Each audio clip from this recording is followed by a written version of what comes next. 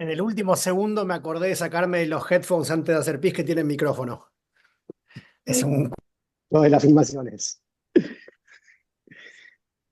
Ya vamos, entre Pablo y... Hubiese un asesinato como el de Jinx. Aquí estamos. Estamos, bueno, vamos en vivo. Voy a hacer conteo. A ver, start. Y estamos en vivo. Buenos días y buenas tardes en algún sitio. Bienvenidos a nuestro webinar de la serie Lo que nunca cambia, organizado por la Academia Argentina de Publicidad y por el Círculo Creativo de los Estados Unidos. Este, Primero hay que dar las gracias a Héctor Ventura de la Academia Argentina de Publicidad, a Mariel Hernández, que fue quien hizo todo el diseño gráfico del material promocional para este webinar, y a Francisco Vargas del Círculo Creativo, que fue nuestro asesor técnico para lograr que esto suceda.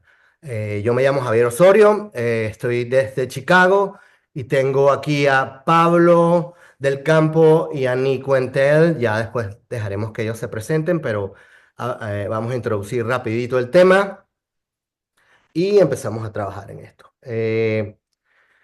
Bueno, el tema hoy es referente al mundo del entretenimiento y el mundo de la publicidad. Son, digamos, dos mundos que siempre se han de alguna manera alimentado el uno del otro, sin embargo, son muy diferentes. Cabe destacar que figuras del entretenimiento, leyendas del entretenimiento, empezaron en publicidad, como Roberto Gómez Bolaños, Chespirito, fue redactor en McCann Erickson en México. Gabriel García Márquez también fue redactor publicitario en México. Alejandro González Iñárritu empezó haciendo publicidad antes de hacer cine. Incluso grandes como Sofía Coppola o Catherine Bigelow también fueron directoras que empezaron a hacer publicidad y luego se pasaron al mundo del cine. Eh, Sin embargo, a pesar de que la publicidad y el entretenimiento son amigas y de alguna manera están conectadas, son bien diferentes. Yo tuve la oportunidad de trabajar en una época de mi carrera en la parte de entretenimiento y después de trabajar muchos años en publicidad, me sentía la verdad como un pez fuera del agua. Es bien diferente, hay otras reglas, hay otros valores, hay otras maneras de contar historias y para esto tengo aquí a los dos invitados que ellos han sido exitosos tanto en la publicidad como en el entretenimiento. Ellos son jugadores de ambas canchas y juegan muy bien en cada una de ellas. Y aquí tenemos a Pablo del Campo, creativo, publicitario, empresario, leyenda, dueño de agencias y hoy en día está también dedicado a la parte de entretenimiento. Y tengo a Nico Entel, también director, escritor, productor, que también tiene una trayectoria increíble en publicidad y también tiene una trayectoria increíble en entretenimiento. Vamos a dejar que ellos nos hablen un poquito de su trayectoria. Empecemos con Pablo. Bienvenido, muchas gracias por estar aquí. Cuéntanos un poquito, Pablo, sobre tu trayectoria en el mundo de la publicidad. Empecemos nada más en la publicidad, ¿ok? Y empezando en la publicidad, una de las cosas que yo pienso es, ¿por qué entré yo en publicidad? ¿Qué pasó? ¿Qué fue lo que a mí me disparó a entrar en publicidad? Y si me remonto, yo más chico, más pequeño, una de las cosas que a mí me pasaban es que a mí me gustaba mucho el cine, me gustaba muchísimo dibujar, eh, componía canciones, tocaba la guitarra, eh, leía mucho, me gustaba la literatura. O sea, había como muchísimas cosas que a mí me gustaban como hobbies de repente, ¿no? Y, y yo entré a la publicidad un poco medio de casualidad. Eh, en mi casa, en mi familia, eran más, digamos, eran más marketineros en épocas donde el marketing no era tan fuerte, digamos, pero mi padre era director comercial de una empresa automotriz durante muchísimos años y el marketing es como que entraba dentro de lo que pasaba en ese momento, la publicidad. Y tuve la posibilidad de conocer a un creador, a una especie de Disney argentino llamado Manuel García Ferré, un señor español que estaba en Argentina, radicado en Argentina, hacía muchos largometrajes de Antiojito, Hijitus, Manuelita, digamos, todos esos. Y la verdad es que me encontré con él, me empezó a contar cosas. También él trabajaba para publicidad, pero también hacía largometrajes y de animación, con lo que significaba hacer animación hace tantísimos años y demás. Y es como que me dice, mira, ¿por qué no entras a trabajar a una agencia de publicidad? Porque la agencia de publicidad es muy rica en lo que puede ofrecer. Y entré en mi primera agencia, que fue Casares Grey, y me fascinó, pero me fascinó por muchas razones. Una es porque yo sentía que todas aquellas cosas que me gustaban las podía meter adentro, de publicidad las podía meter adentro de una blender, de una licuadora, y podía mezclar todo, incluyendo el marketing que se respiraba en mi casa, ¿no? Más todo lo artístico que yo veía, sumado a algo que me vino a mí como anillo al dedo, es que eh, soy muy ansioso. Yo soy muy ansioso y la publicidad, a diferencia del cine, a diferencia de escribir un libro o de lanzar un álbum de música o lo que sea, digamos, la publicidad tiene y tuvo en su momento un nivel de inmediatez, que era la posibilidad de que algo te viniera a tu cabeza y que en poquitito tiempo eso vos ya la pudieras plasmar en una idea. Y que eso, o sea, no, y a partir de ahí dije, ah, no, esto me gusta mucho más que la literatura, me gusta mucho más que el cine, me gusta mucho más que la música. Y comprende a todo, ¿no? Y eso fue un poco mis comienzos y por qué entro yo a trabajar en publicidad. Y después, bueno, nada, después fue una carrera que me dio un montón de cosas y en donde que pude experimentar primero lo más tradicional, que era lo que hacíamos, que eran muchas piezas de gráfica y, y muchos spots, muchos comerciales de 30 segundos, 60 segundos y demás, que a mí, digamos, uniéndolo, ya vamos a hablar más adelante de lo que viene, pero para mí, sobre todo de la manera que producíamos en Argentina, y cuando empecé yo a trabajar en publicidad, que de alguna manera nosotros filmábamos piezas de teatro. Nosotros filmábamos casi cámara fija, guiones lindos, cosas que pudieran surgir, o sea, y a veces la verdad, pretender ser más ambicioso en realizaciones y en realizaciones de spots y de comerciales, y no teníamos el presupuesto para hacerlo. Entonces es como que nos especializamos mucho en eso, y eso fueron muchos años de mi vida. Después hice, bueno, pasé por agencias hasta que pude tener mi propia agencia junto al grupo Sachi Sachi, que fue del campo Sachi Sachi, y empecé esa agencia, la tuve casi 20 años, basada en Argentina, pero también liderando la creatividad primero de la región y luego del mundo, y también abriendo una operación en España. Hasta que me pasó que después de tantos años de publicidad, dije, bueno, podemos ir por más. Claro. Entonces, tu última agencia, digamos, en tu etapa de publicidad, fue del campo. Del campo Sachi Sachi, sí. Ok. Que fue la transformación de Lautrec, eh, Claro, hacerle. se llamaba Lautrec. Mm. El grupo era una agencia que representaba a Sachi Sachi en Argentina. Nazca. Mm. Lautrec Nazca Sachi Sachi representaba al grupo. Y ellos tuvieron, digamos, también hay mucho del azar en todo esto. Ellos en ese momento, el grupo local que representaba a Sachi, quería vender el 100% de la compañía. Sachi Sachi ofreció ser socios, digamos, pero no comprar el 100. Ellos logran vendérselo a otro grupo, que fue en el caso de Euro, a quien se lo vendieron. Y ellos me ofrecieron, para hacer la historia cortita y demás, ellos me ofrecieron hacer una startup. Y decir, yo era el director creativo general de la agencia, y había pasado a tener un muy lindo vínculo con dos de los popes de la agencia, Bob Isherwood, el Worldwide Creative Director, un australiano, y Kevin Roberts, el Global CEO neozelandés. Y fueron dos personas más periféricas, que no eran de países centrales, no eran de los Estados Unidos y no eran de Londres, digamos, y de alguna manera ellos es como que les gustó muchísimo específicamente lo que pasaba en todo lo que era la publicidad alrededor del habla hispana y en Brasil. Y entonces a ellos les gustó muchísimo la idea de hacer una startup y ahí arrancamos a trabajar juntos muchos años. Genial, genial. Nico, ¿cómo fue tu aventura en la publicidad? Que todavía es parte de eso, ¿no? De alguna manera. Sigue, Sin duda. sigues aventura. Mi primer amor en la adolescencia fue la política, mi segundo amor fue el cine, cuando el cine estaba mucho más separado de la televisión y de otras cosas como lo está hoy. Decidí por suerte estudiar cine.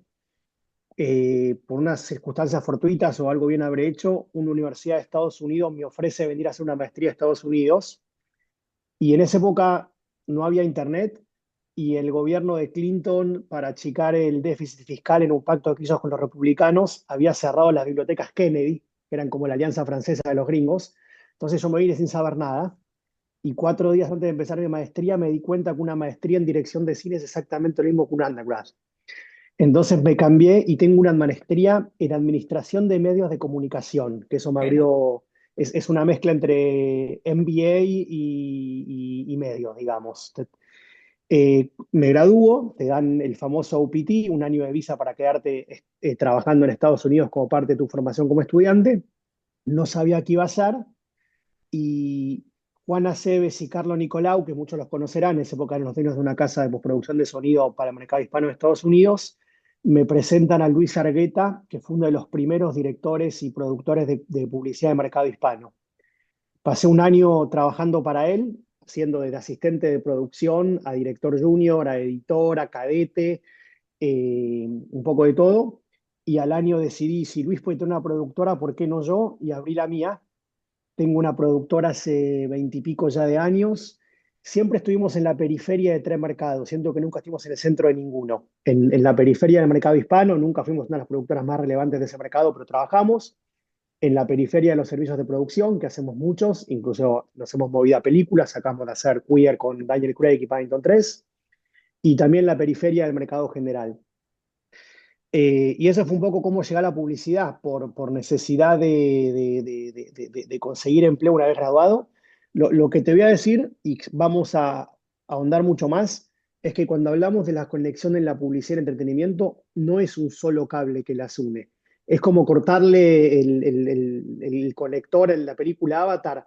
Hay muchos cables, cientos de cables paralelos que las unen entre sí, que operan en formas que incluso no se relacionan entre sí, pero que son conexiones de todo tipo, creativas, financieras, una subsidia a la otra de diferentes formas y a niveles de megacompañías, pero a nivel de la economía de subsistencia de un freelancer. Claro. Y voy a dar el salto contigo y después voy con Pablo. ¿Cómo pasas de la publicidad al entretenimiento? ¿Cómo pasó y cuál ha sido tu trayectoria dentro del campo de entretenimiento? Sé que has hecho últimamente bastantes cosas. Ahora, yo le estoy muy agradecido a la publicidad. Estoy sentado en el departamento que me compró la publicidad. Mi departamento es auspiciado por H&M Block y Dish Networks, así que no. Pero siempre quise hacer contenidos. Yo estudié eso, siempre fue mi pasión. Desde el día uno que mientras hacía publicidad escribía y finalmente encontré la oportunidad de hacer un documental muy chiquitito con la que fue la primera orquesta de tango en Argentina en varias décadas, que coincide aparte con un momento muy particular del país después de la crisis del 2001. Eh, y me mandé a hacer un documental en parte porque podía financiarlo yo mismo, no dependía de otros para hacerlo. Después aprendí igual que mucha gente se equivoca con los documentales. Se cree que las barreras financieras y las barreras técnicas para hacer un documental son muy bajas. Haces un documental con una cámara de $2000 y una suscripción a Adobe. Pero las barreras mentales para hacer un documental por eso hay tantos documentales que nunca se terminaron. He editado la serie más cara de América Latina en su momento la hice yo para Amazon. Editar esa serie, terminarla, es mucho más fácil que editar un documental. El proceso de editar un documental es lo más complicado que he hecho en mi vida. Siempre incluso dudas que puedas terminarlo. Pero bueno, volviendo al otro, Orquesta Típica me abrió las puertas para, mientras seguía haciendo publicidad, hacer un documental más grande que se llama Pecados de mi padre, un documental con el hijo de Pablo Escobar, que sin duda está entre los más vistos en idioma español a nivel mundial. Ese documental me abrió las puertas para dirigir el primer comercial que hice para Pablo y mi único león, el camión del aliento, una campaña muy linda de Coca-Cola, que estaban buscando un director de documentales, no de publicidad. O sea que pasé gracias a ese documental de productor ejecutivo de publicidad a también director de publicidad.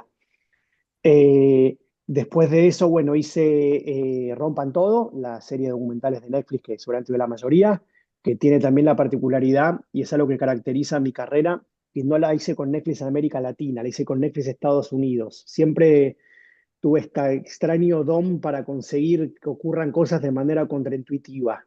Quizás por eso hice menos cosas que otros, pero son cosas que a veces son más grandes o que son un poco extrañas. Después de eso hice una serie de zombies para Amazon, una serie de ciencia ficción bilingüe, que también era algo muy novedoso para América Latina. Acabo de estrenar como productor ejecutivo un documental en Argentina hace un mes en Netflix que se llama El caso María Soledad, y simultáneamente yo estaba involucrado facilitando a otros directores que hagan cosas, y bueno, y también continuando al frente de Red Creek, que, por ejemplo esta semana estamos filmando un comercial en Chile y otro en Uruguay, obviamente con presupuestos que no alcanzan para pagar las cuentas, pero eso es para otro webinar. Wow, qué salto. Y el salto tuyo, Pablo, también es diferente porque corrígeme si estoy, pero creo que el salto fue a través de un evento, de un torneo de tenis, ¿correcto? No. A ver, sí, sí y no. Yo la verdad que cuando yo te contaba un poco de esta persona, Bob Isherwood, de este señor australiano, que era mi Global Creative Director en Saatchi & Saatchi. Nosotros, una de las cosas que nosotros teníamos un grupo muy lindo y reducido de creativos, y que yo pienso quiénes son esos creativos y los pienso en escala y o sea, David Droga era uno, Tony Granger era otro, Wow. digamos, Fabio Fernández en Brasil, digamos, y éramos un grupo de 7 personas, digamos, que estábamos ahí como muy, muy metidos, eh, y No se reunían todos en el mismo lugar porque si tiraban una bomba ahí se acababa la publicidad en el digamos, mismo. nos reuníamos juntos, nos reuníamos varias veces, y en ese momento también eran otros momentos inclusive más ricos de la publicidad, y los encuentros eran como muy, muy inspiradores, porque de repente yo que sé, tu encuentro en el Vaticano, ¿me entendés? O sea, era en la biblioteca del Papa, eran cosas como que eran muy inspiradoras, muy particulares, y todos nos desafiábamos a hacer cosas y encontrar cosas que fueran como muy inspiradoras para todos. Pero una de las cosas que planteábamos era la importancia de generar algo de lo que no se hablaba en aquel momento, que era ideas bigger than ads, ideas más grandes que avisos, ideas que puedan llegar a transformarse en algo. Y yo también eso se lo agradezco bastante al que era el número uno de marketing de Procter & Gamble, Jim Stengel, en aquel momento. Lo que Jim venía, era su máster venía del periodismo, ¿no? Generalmente los directores de marketing de las compañías no vienen del periodismo, vienen de otras especialidades. Y entonces Jim sabía de notoriedad. ¿Qué es notorio? ¿Qué es tapa de periódico? ¿No? ¿Qué es algo de lo cual hablen, no sé, los streamers o las radios o las redes o, ¿no? Y en ese sentido, nuestro challenge era, ok, nosotros tenemos que generar ideas que sean ideas que se transformen en ideas que el común de la gente las pueda conocer, pueda comentarlas. Venimos, bueno, lo mismo pasa con Nico, pero venimos de un país, dentro de todo, que es Argentina, donde la publicidad es muy relevante. La publicidad es relevante, o sea, o sea, no hay nada para mí más aburrido que el programa Big Brother, Gran Hermano. Pero sin embargo, me acuerdo haberme quedado fascinado un día escuchando cómo durante, no sé, una hora hablaban de esto hizo la cerveza, y esto hizo la telefonía celular, y esto hizo este auto, y una cosa traía a la otra, y hablaban de historia de publicidad, y de historia de comunicación, ¿no? Eso, nosotros en ese sentido, viniendo de la Argentina, teníamos un beneficio por el amor que tienen los argentinos por la publicidad, donde la publicidad es un tema de conversación cuando está buena, ¿no? Y lo de generar estas ideas más grandes que avisos y estas cosas que se transforman en tapas de periódicos, digamos, lo empezamos a experimentar y claramente a partir de este evento del que vos hablás, que es la batalla de la superficie, fue el partido donde Roger Federer y Rafael Nadal jugaron en una pista, en una cancha de tenis, mitad de hierba y mitad de tierra, en Argentina decimos polvo de ladrillo, y demás, era como que la mitad era Roland Garros y la otra mitad era Wimbledon, ¿no? Eso fue como un evento, un eventazo, ¿no?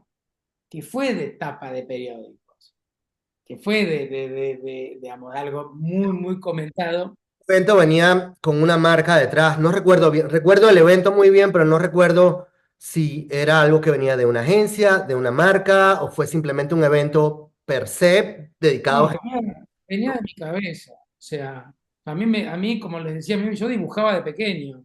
Y yo no dibujaba a Spider-Man, no dibujaba a Superman. Dibujaba a Bjorn Borg, a John McEnroe, a Jimmy Connors y a un argentino, Guillermo Vilas. O sea, yo dibujaba a ellos que eran mis superhéroes.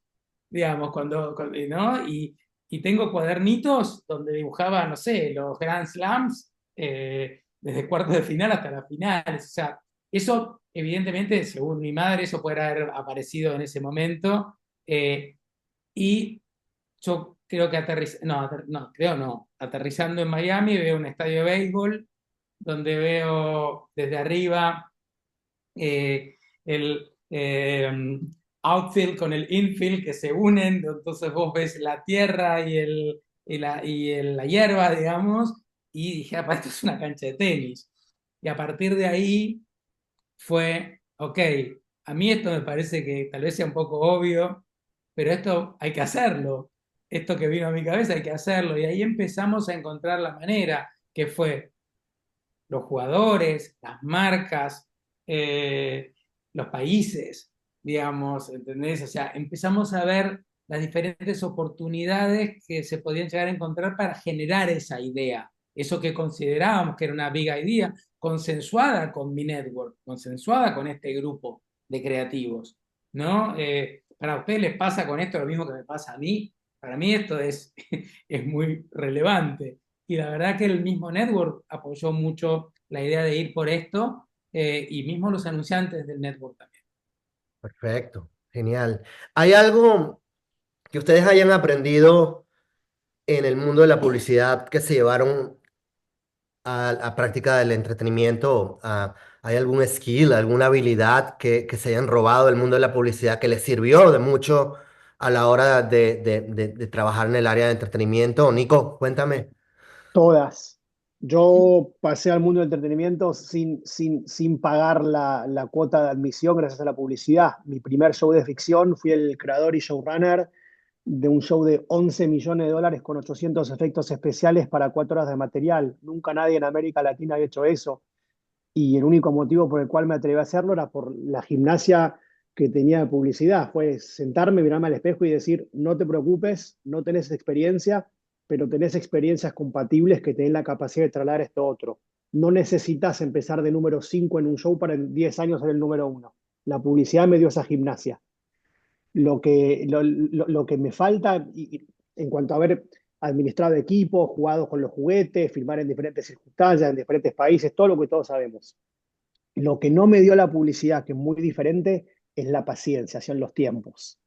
Eso, la publicidad te hace irte de boca, irritarte, enojarte con gente de contenidos antes de tiempo. Si no te responde un email en 3 semanas, está todo bien, no es todo para mañana.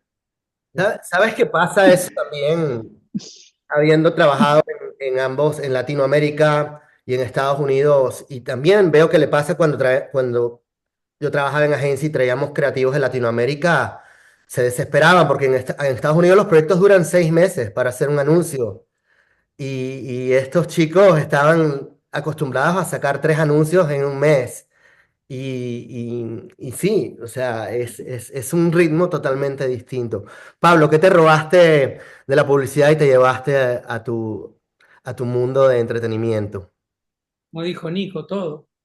O sea, la verdad que a mí me parece que para mí lo que te da la publicidad y la gimnasia que te da la publicidad, y nuevamente insisto con algo bastante argentino, que tiene que ver con, primero, un pensamiento lateral crónico, un pensamiento lateral para vivir.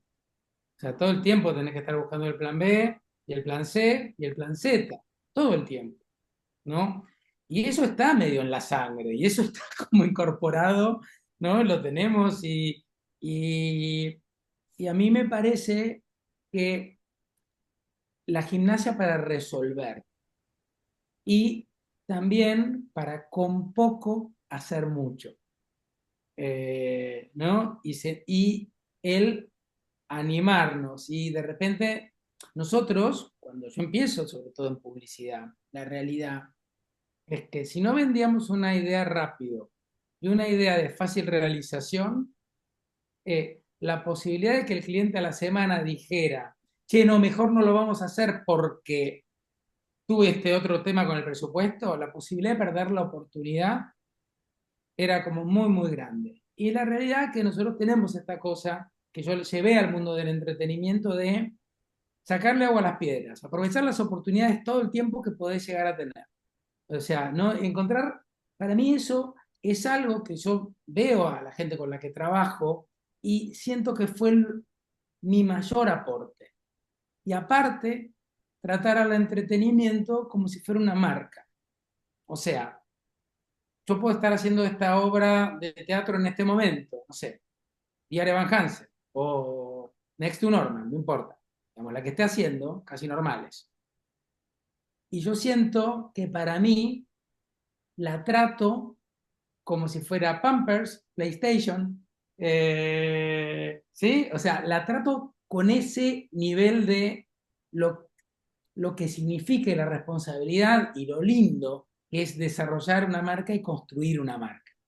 Entonces digo, verán, yo quiero hacer de las cosas de entretenimiento que hago, quiero hacer marcas.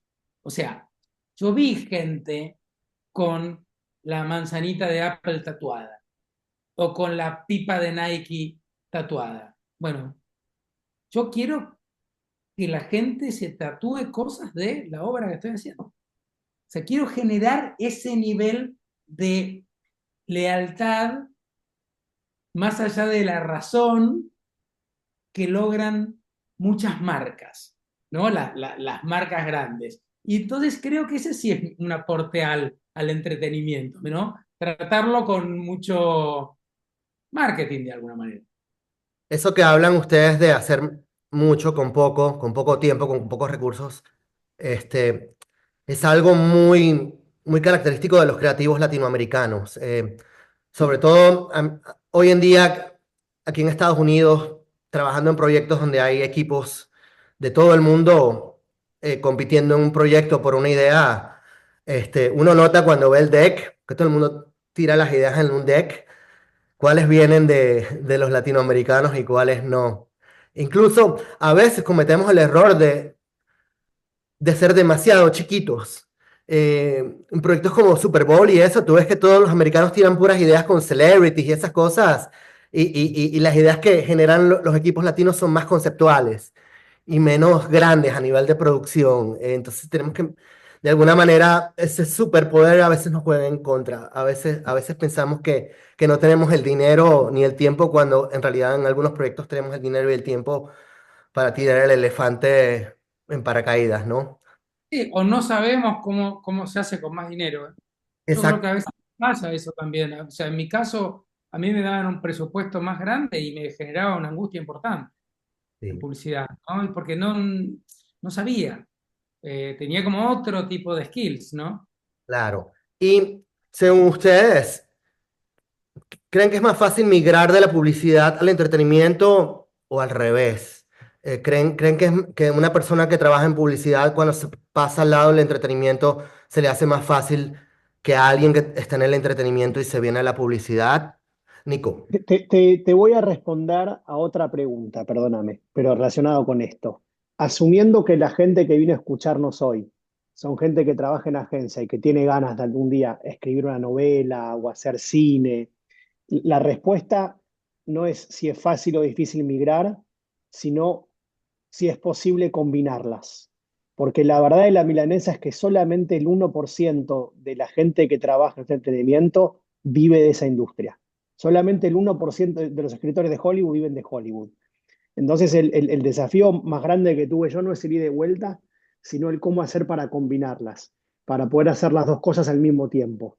Porque incluso, y esto es muy práctico, cero creativo, si vos haces un documental para Netflix, vos cobrás último, vos cobrás después de 2 años, te financian todo el proyecto, todos los meses rendís gasto y te adelanta la plata, pero vos como productor sos el último al que le pagan. Entonces, necesitas una actividad paralela. Eh, a ver, Germán Melville, el escritor de Moby Dick, se murió mientras aún trabajaba como creo que era despachante de aduanas, algo así. Es, la pregunta es, me parece que lo que intenta es cómo hacer para poder combinar la publicidad y el entretenimiento, encontrar los tiempos, encontrar la plata y aparte que los recursos de uno funcionen para el otro. Claro. Me parece que, No, no, y tiene o sea, y tú lo has hecho, sí, ¿no? Y tú lo has hecho. Sin embargo, le quiero preguntar a Pablo, porque Pablo pareciera que cerró la agencia y ahora está dedicado al teatro y a otras no cosas. quiero aclarar, pero Pablo es esa leyenda del 1% más exitoso. Claro, pero tú sigues haciendo publicidad, Pablo, ¿estás trabajando con marcas?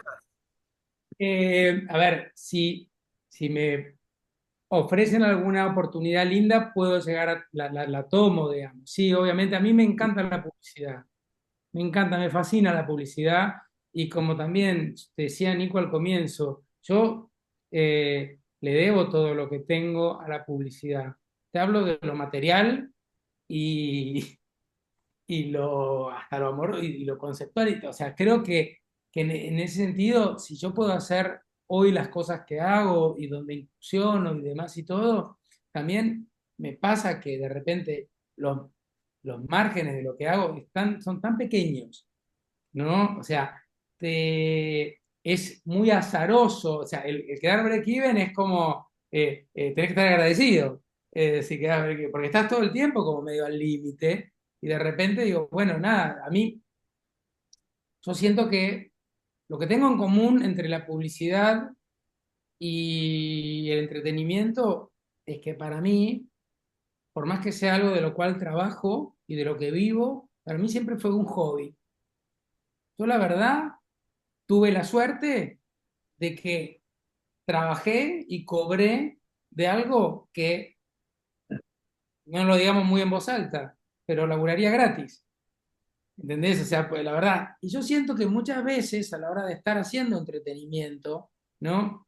A mí me gusta mucho adaptar, me gusta mucho adaptar del inglés al español, me gusta mucho adaptar musicales. Digamos, también es como que me remonto a cosas que me gustaban de más pequeño, que era la composición musical y eso, ¿no? O sea, pero yo me doy cuenta que obviamente es una industria que es muy al límite y estás como muy, muy al límite y donde tenés que poner no, mucho corazón, ¿no? En la publicidad también, pero acá mucho, mucho corazón. ¿Qué es lo que estoy haciendo en este momento? Pero me puedo dar el lujo de hacerlo. Eh, yo no sé qué hubiera pasado conmigo si hubiese arrancado con una vocación de entretenimiento, digamos. Nada, no tengo tan claro eso.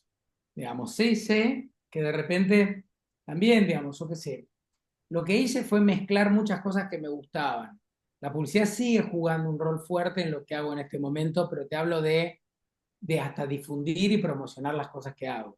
Y Claro. generar un vínculo entre la gente que viene a ver obras de teatro o que compra libros o lo que sea nada, con la publicidad.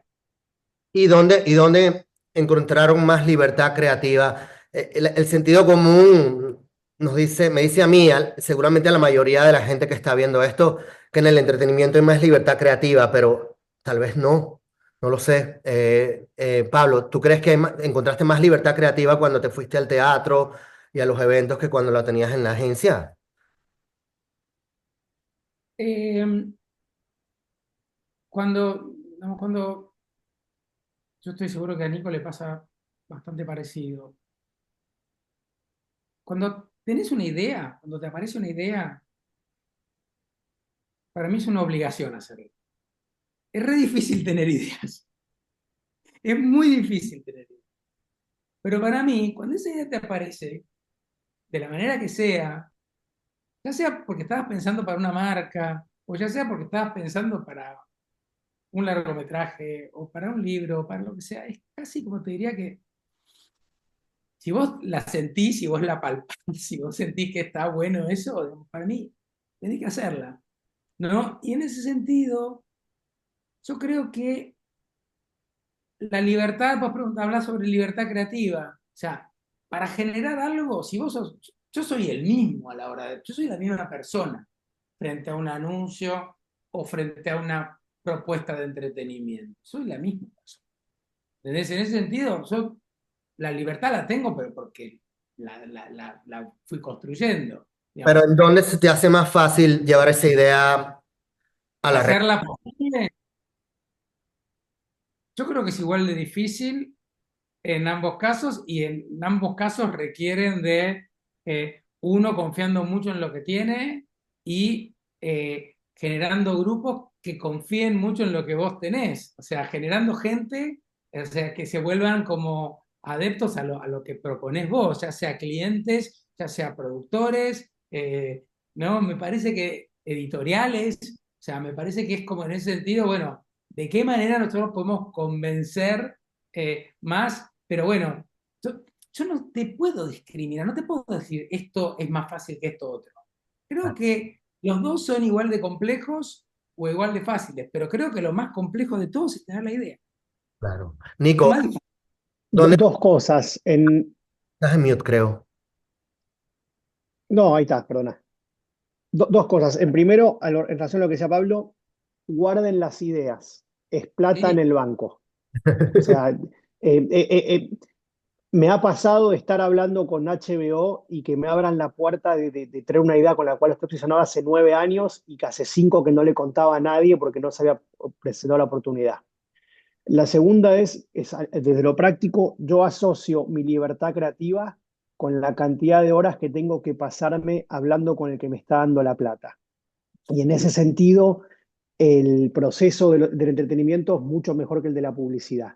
Una vez que HBO o Amazon o Warner Brothers me da la plata, te aprobaron, ya se comprometieron a hacer algo con ciertas características. Y por supuesto que en el medio hay un montón de comunicación, pero siempre y cuando vayas cumpliendo, te dejan relativamente en paz. La publicidad tenés 14 personas hablando al mismo tiempo detrás de un monitor que no sabe lo que están diciendo. Entonces, en ese sentido, para mí, y no, no quiere decir que, a ver, yo soy el papá de una idea. Netflix me la compra y se caga con un original y pasa a ser la idea de ellos. Pero sin embargo, me siguen dejando ser yo quien la eduque, por decirlo de alguna forma. A pesar de que me quitaron la propiedad, sigo siendo yo el que lidera ese proyecto. En publicidad, el nivel de interacción que uno tiene que tener con el cliente creo que ya ha cruzado límites donde para mí es intolerable, o sea, donde ya no se puede trabajar directamente. O sea, si tenemos y menos mal que tenemos 10 horas para hacer 30 segundos, porque de esa forma no se puede filmar. Si estamos discutiendo 2 horas, cuántos botones tiene abrochado el protagonista, ¿no? De la camisa. Creo que por eso siento que tengo más libertad, porque no tenés que estar explicándote a cada paso, ni siquiera paso, cada dedo que mueves. Cada todos, centavo. sí. Digo que Nico son todos, de alguna manera, todos los jurados, se vuelven jurados de American Idol, de The Voice, o sea que eso es una cosa que está pasando mucho, ¿viste? Esta cosa de cada uno dando su testimonio y su necesidad de que sea validada su Pero hay, pensamiento. Con ese proceso los contenidos no lo complementaríamos. Si Pablo está ensayando un musical y tiene sentados a sus inversores en la platea del musical y cada vez que sonríe un bailarín le piden que sonríe de otra manera, no estrena nunca.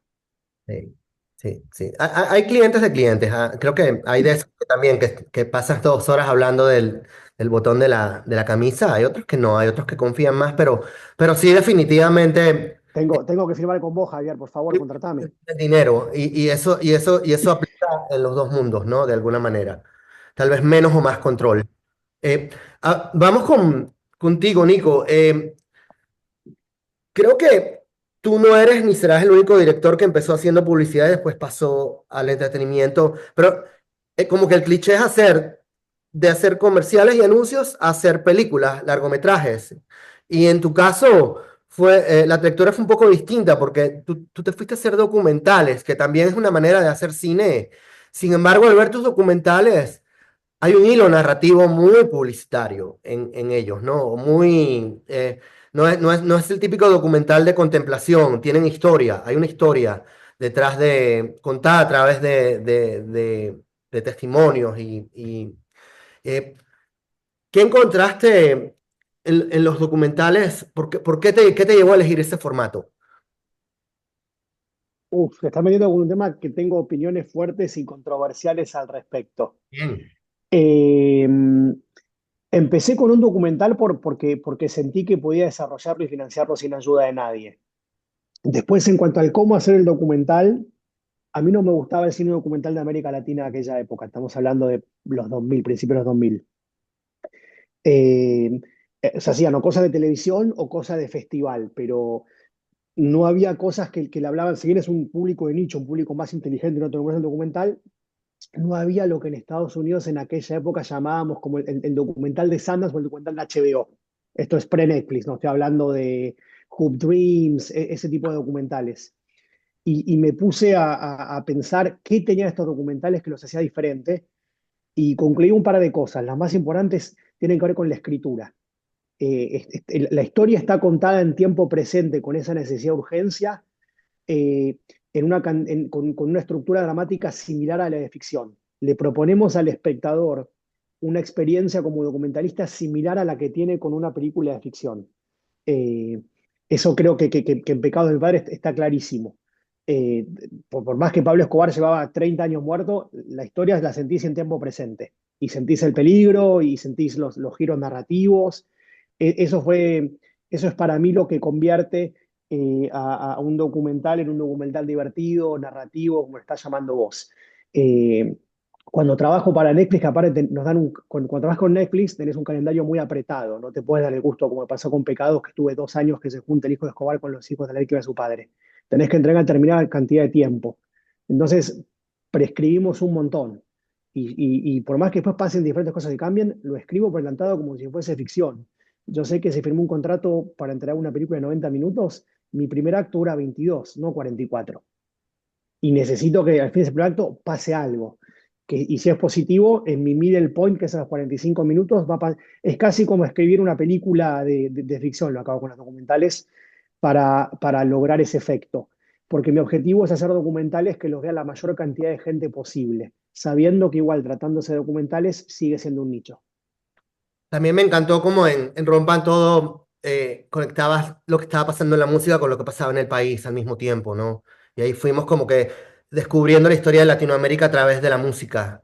Eso también. Mira, la idea del montaje de Rompa Todo es que le resulte invisible a ustedes espectadores. Pero cuando ven la línea de tiempo, lo que nos propusimos de unir 7 países, 50 años, política y rock and roll, desde el punto de vista de la escritura es una misión imposible. Yo creo que es único, rompan todo. Que ni los gringos se atreven a hacer una cosa así. Y que lo entiendas sin voz en off, que vos mires, rompan todo siendo argentino y entiendas lo que pasó en México en 1970 cuando prohibieron el rock a partir de Abandaro, que no sabías que había pasado. O sea, que ese documental sea coherente, ya para mí es, uff, no puedo creer lo que hicimos.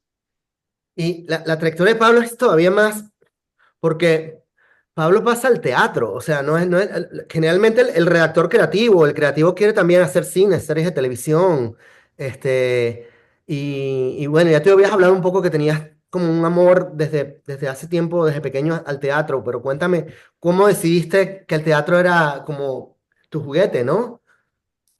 Eh, a ver, yo creo que el teatro y específicamente el teatro musical A mí una de las cosas que me pasó, a mí me ofrecen la dirección creativa global de, de Saatchi Saatchi y eso me representaba a mí 3 semanas por mes.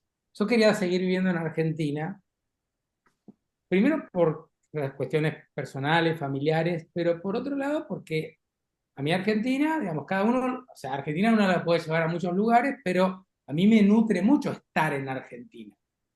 Sí, a mí me gusta vivir en Argentina. O sea, y tuve pero para tomar y asumir ese rol global que me ofrecía Saatchi Saatchi, que era una agencia que venía con un legado creativo muy grande, y yo tenía que estar repartido en Londres, en Nueva York y en Buenos Aires, pero Buenos Aires medio de prestado, pero me la pasaba en Londres y en Nueva York, que son dos ciudades donde el teatro musical tiene un lugar, ocupa un lugar muy fuerte. Y también me pasaba que yo podía estar en la agencia mucho tiempo, muchas horas, pero llegaba un momento que también me generaba cierta soledad estar viviendo en estas ciudades o estando tanto tiempo en estas ciudades con mi familia lejos. Y yo podía tener muy buenos colegas o muy buenos amigos en la agencia, pero a lo mejor no tenía ganas de seguir viéndolos después de las 7 de la tarde.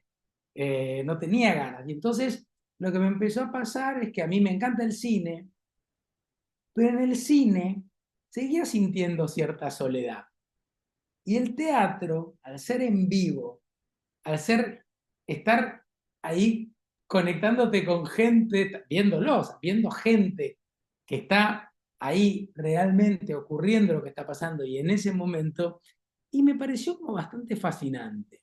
Pasó a ser algo que casi iba a New York y iba prácticamente al teatro después de trabajar, te diría que 3 veces por semana, 4 veces por semana. Era una cosa que pasó a ser algo lindo, parecía que iba solo. Iba solo y me quedaba ahí y descubría cosas como muy lindas de lo que estaba viendo. Eh, y bueno, un día me pasó también que viajando tanto y moviéndome tanto, moverse y volar también, y volar desde el sur de Sudamérica, era complicado, digamos, porque de repente, yo qué sé, te volabas muchas horas. Me acuerdo que una vez me comí no sé cuántas horas por la ceniza volcánica, no fueron horas, días, de un aeropuerto a otro aeropuerto, de un aeropuerto a otro aeropuerto, y, no me y ya estaba como aburrido ahí.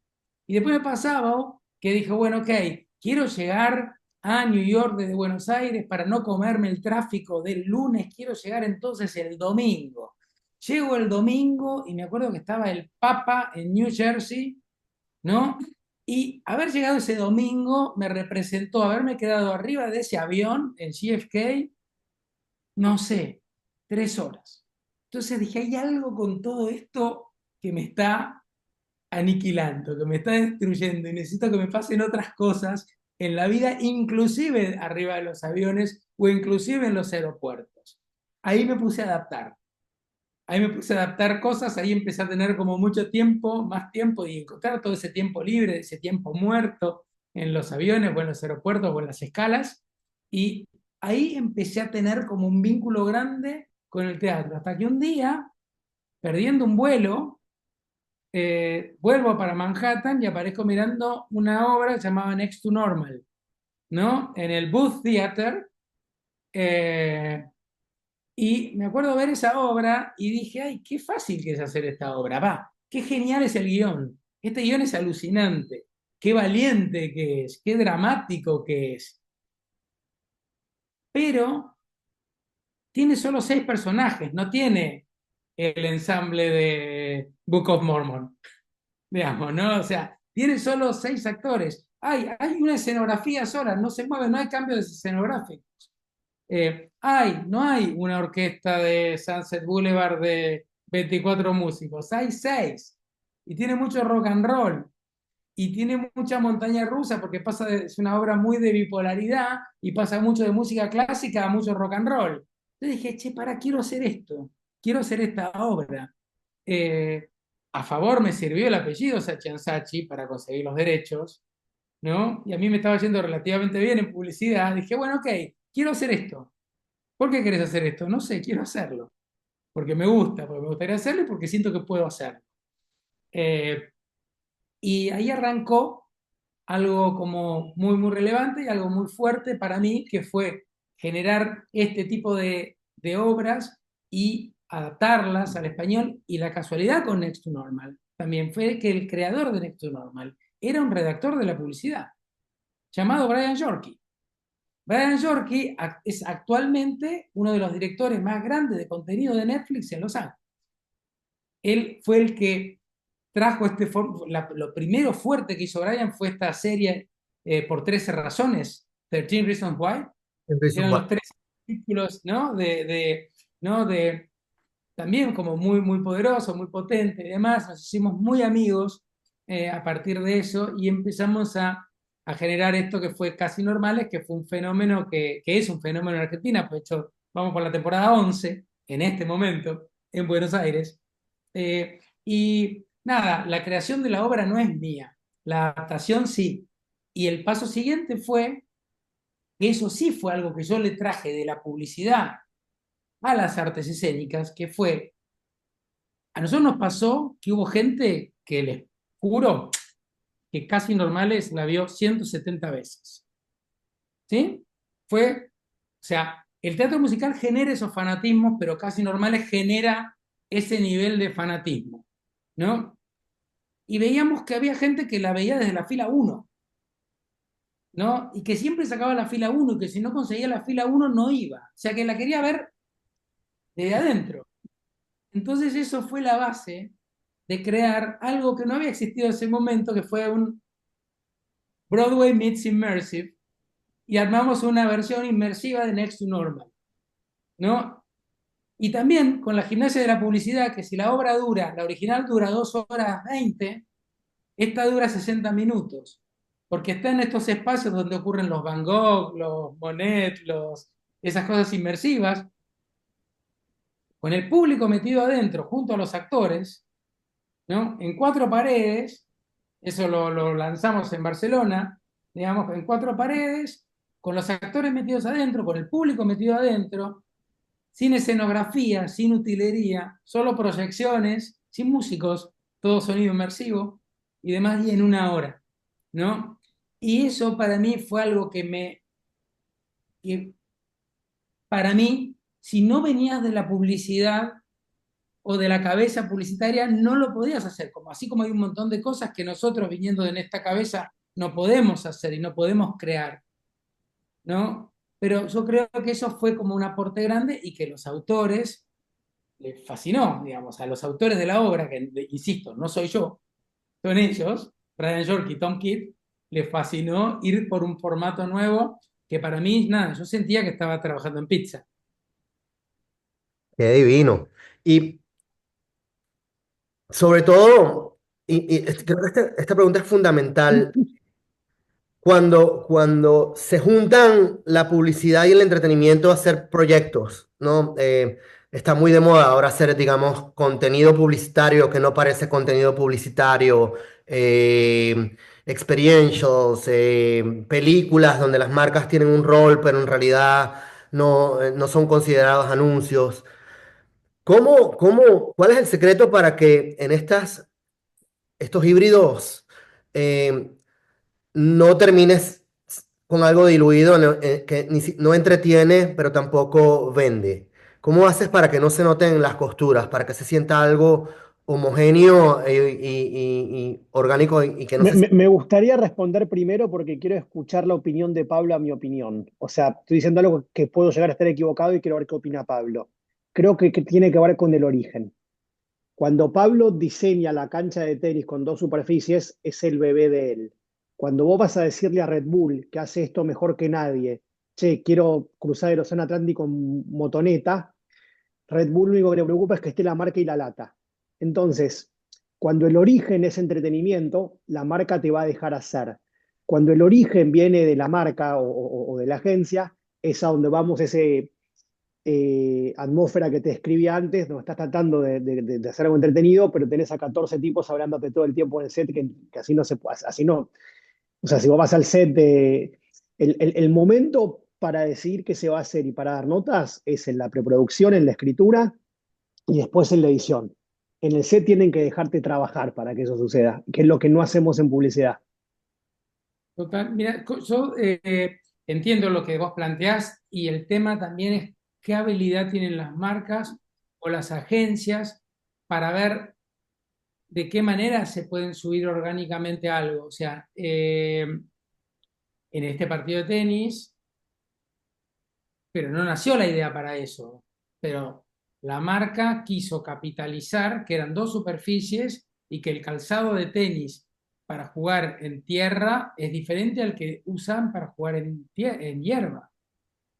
Entonces, una de las cosas que se repensó fue que los jugadores cambiaran su zapatilla, su calzado, lo cambiaran en los cambios de lado. O sea, como que eso formaba parte, pero eso era como una idea en sí misma dentro de otra idea, donde una marca entraba orgánicamente, digamos, en eso, ¿no? En ese lugar. Eh, yo creo que tiene que, es como, sí, es cómo se genera y cómo nace, ¿no? Porque si no, sí, las costuras, como vos decís, se notan claramente.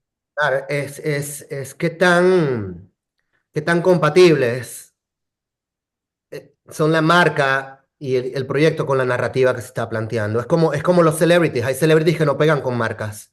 Eh, Sí, y nosotros le decimos, o sea, y menciones en largometrajes que entran muy naturalmente, claro, claro. entran muy. O sea, a ver, hay un libro que lo tengo por acá, pero que a mí me encantó la narrativa, que es How Starbucks Saved My Life, donde, no sé si lo leyeron, pero es un libro que dice, en realidad estoy viendo si lo encuentro, Eh, pero en realidad una de las cosas que tiene el libro este es, cuenta la historia de un señor que se estaba retirando, que estaba ya casi jubilándose, eh, habiendo tenido una carrera buena, ¿no? Pero necesitando que le pasaran cosas nuevas, necesitando seguir trabajando, separándose de su mujer porque le generaba frustración esta cosa de ahora estoy jubilado y demás, y el hombre consigue un empleo en Starbucks, que son los únicos que lo toman, pero no lo toman para ser el gerente de Starbucks. Lo toman para arrancar el proceso from scratch, de cero. Ahora limpio baños, ahora aprendo cómo se hace el macchiato, ahora aprendo cómo tal cosa, ¿no? Y es un libro, realmente, a mí me fascinó. Es más, tengo entendido que Tom Hanks ahora compró los derechos para hacer la película de eso, que nace como un libro, ¿no? Y fue como, fue un bestseller y demás, pero, el título es la marca inclusive, cómo Starbucks salvó mi vida, Claro. ¿no? Yo te aseguro que el amor que me quedó a mí por Starbucks, a partir de ese libro, dije, pará, esta es la mejor organización del mundo.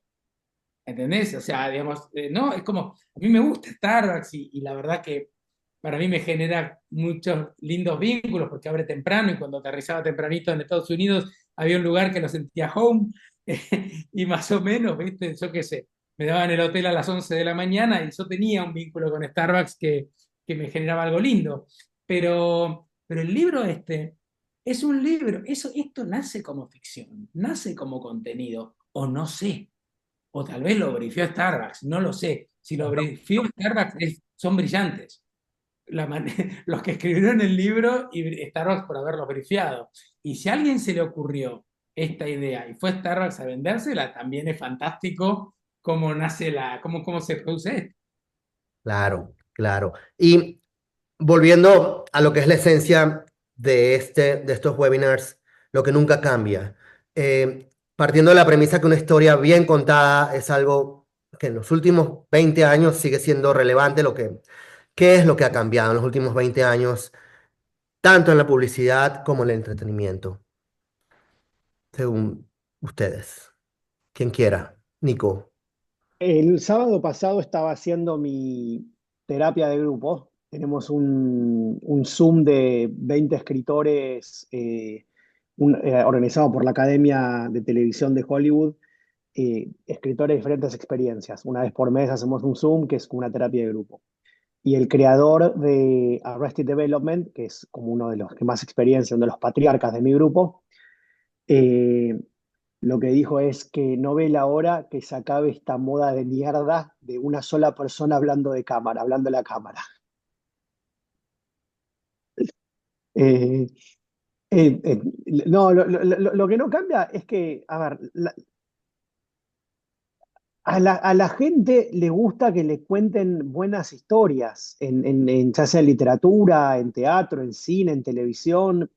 Realmente. Y las acciones fundamentales que uno debe hacer para contar esa historia bien, no las acciones técnicas, no, las acciones creativas siguen siendo las mismas y van a seguir siendo siempre las mismas. Eh, mm, Después, si esa historia es contada a través de hologramas, cine, literatura o teatro, en ciertas formas son tecnicismos y craftsmanship que uno puede aprender.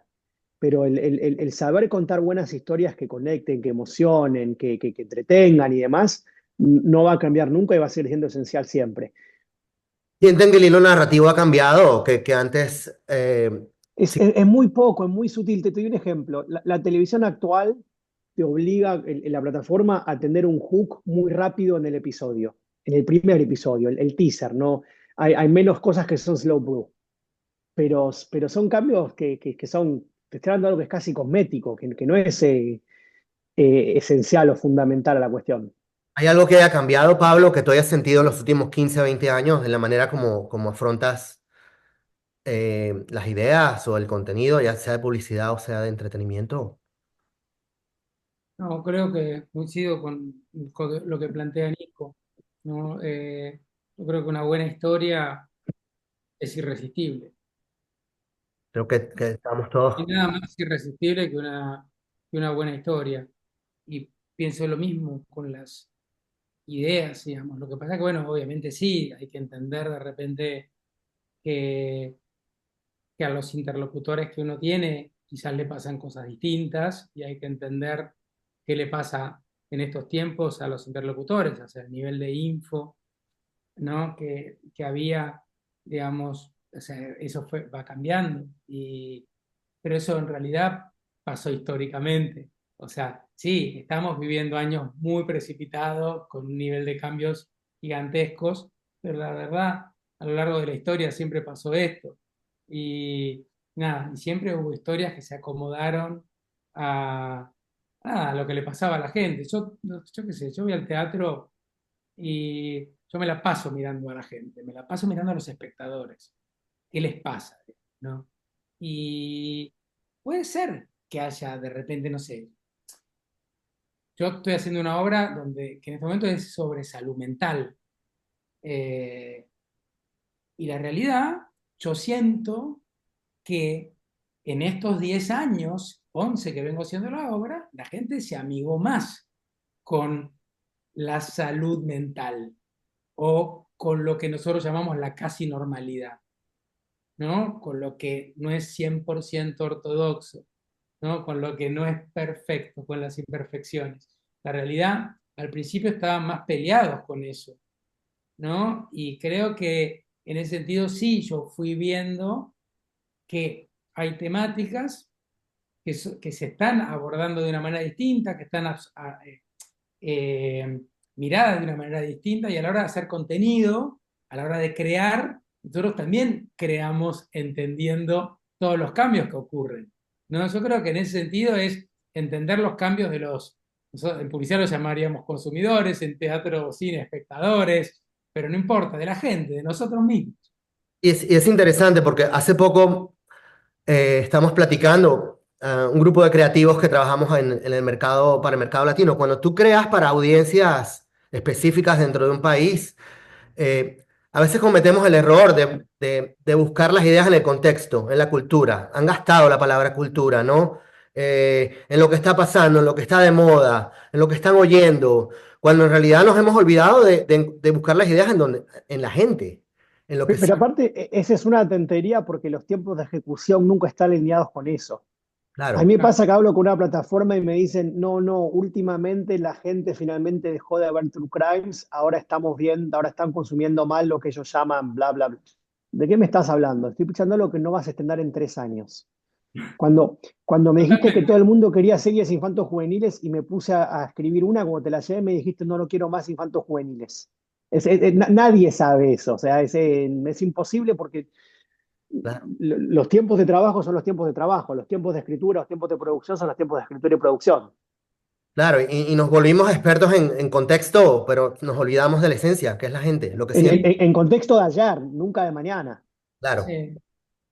Una cosa linda que tiene para mí la publicidad acá también, y es que la realidad, a veces cuando no tenés estos procesos tan largos, el hecho de que cuando una idea viene a tu cabeza, la podés hacer instantáneamente, ¿no? Y yo digo, para mí no es lo mismo una idea que gestaste hoy, sacarla dentro de un año, ¿no? Si bien entiendo los procesos y las necesidades de producción y demás, pero también me pasa que digo, che, esto que creé ahora es para verse ahora.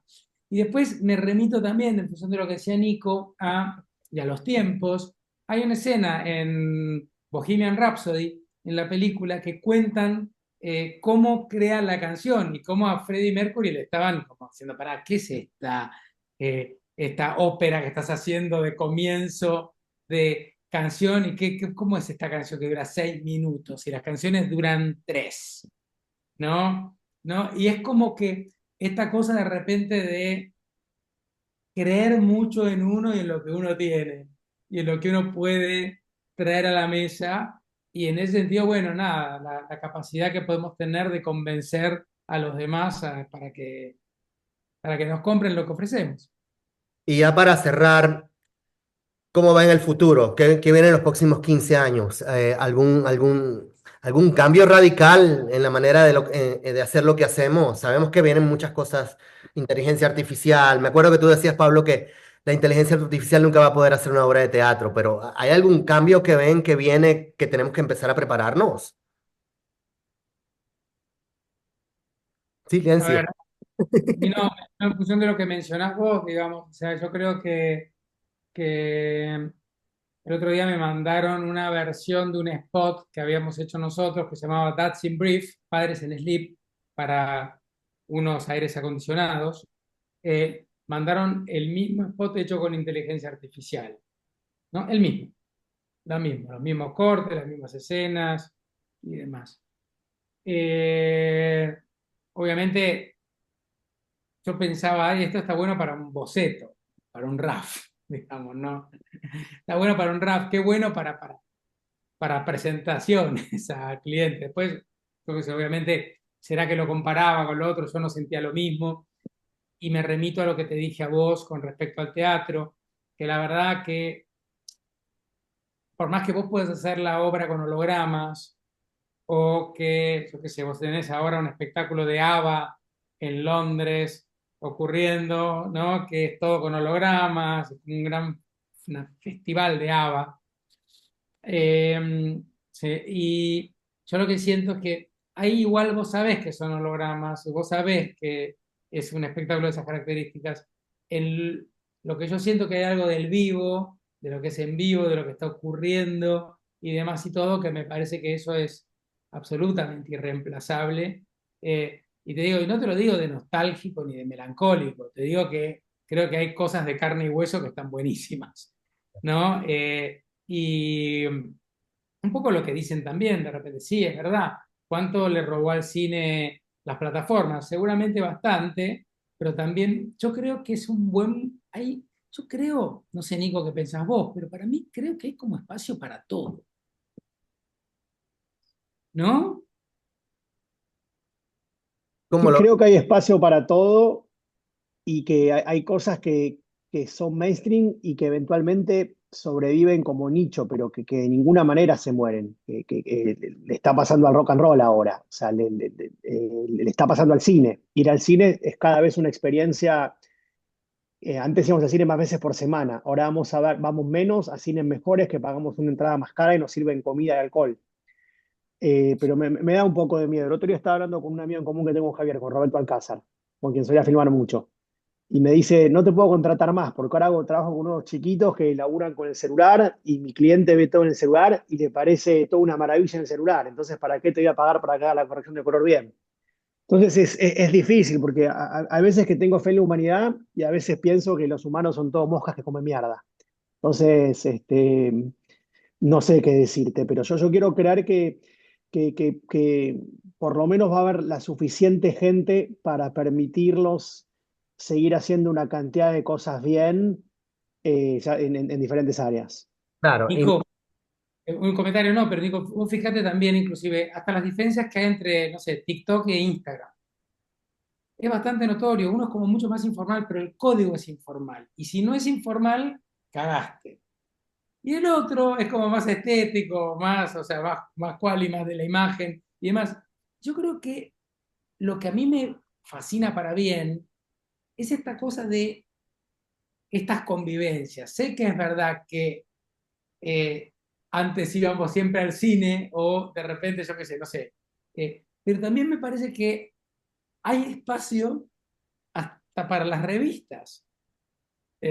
¿No? Si hay una revista que vos querés guardarte, si hay unas fotografías que vos querés tener, yo creo que lo que te obliga es a ser como muy bueno en todo y en cada cosa que quieras hacer y que quieras abordar, y que lo hagas muy bien, y que lo hagas muy lindo.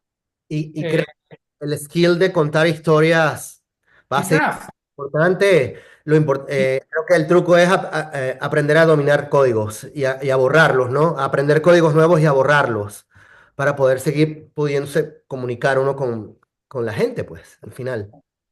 muy bien. Bueno, ya se nos fue una hora rápido. Bueno, no tan rápido, pero con ustedes la conversación fluye y muy bonito. Creo que ya terminamos las preguntas. Si alguien quiere hacer alguna pregunta, está el chat abierto. No veo nada del grupo, pero hay 60, casi 70 personas conectadas todavía. Récord para una hora. Y si no, lo cerramos, dando gracias nuevamente a todos. Última cosita, a Cuéntelo. los que trabajan en agencia y tienen ganas de hacer cine o documentales o televisión o teatro, la gente que está del otro lado, sobre todo en América Latina, que es muy informal y que los gatekeepers es más, es menos, más gris que en Estados Unidos, quiere cosas que ustedes tienen. No solamente las ideas, sino que en este mundo que puede ser transaccional, hay un respeto, una admiración, una envidia por el hecho de, para, yo vengo a hacer todo esto para Coca-Cola. Saben que tenés plata, que tenés contactos, no tengan miedo en pedir la reunión. La única forma de comenzar a desarrollar un proyecto es picheando. Claro, Tienen un montón de credenciales y de experiencias y de contactos que si bien no son exactamente los que necesitan para hacer televisión, cine, una obra de teatro, la gente que hace cine, televisión y teatro también está curioso por escucharlos a ustedes y no solamente nutrirse de las ideas, sino también porque tienen contactos que ellos no tienen y aprovechen esa ventaja. claro, claro. Somos jugadores de dos canchas. Exacto. A ver, vos sos el tipo que decidió que tal productora tuvo $400.000 para ir a filmar 2 días. ¿Cómo esa productora no va a querer escuchar tu idea en un programa de televisión? Y perdón si suena cínico, pero mejor aprovecharlo que no. Pues sí, abiertas las puertas. Ya estamos cerrando. No veo preguntas, solamente un saludo que les envía Fabián Albinati. Dice, dos fenómenos. Si dice fenómenos debe ser argentino. O sea, fenómenos. Este, yo muchas gracias, la verdad me divertí mucho y aprendí mucho de ustedes y feliz y orgulloso y humildemente agradecido con ustedes y con toda la gente que nos aguantó por una hora. Espero que salgan tan inspirados como yo. Eh, Bueno, bueno, cerrando. Gracias por bueno, la muchas gracias paciencia. por el tiempo. Hasta luego. Placer. Pablo, y un honor, realmente tengo clarísimo quién sos, no me siento digno de ser copanelista tuyo, así que ha sido un honor. Me vas a tener que dar unas cuantas lecciones vos cuando nos veamos. En Nueva York en 10 días, dale. Dale, dale, chao. Hasta luego. Chao.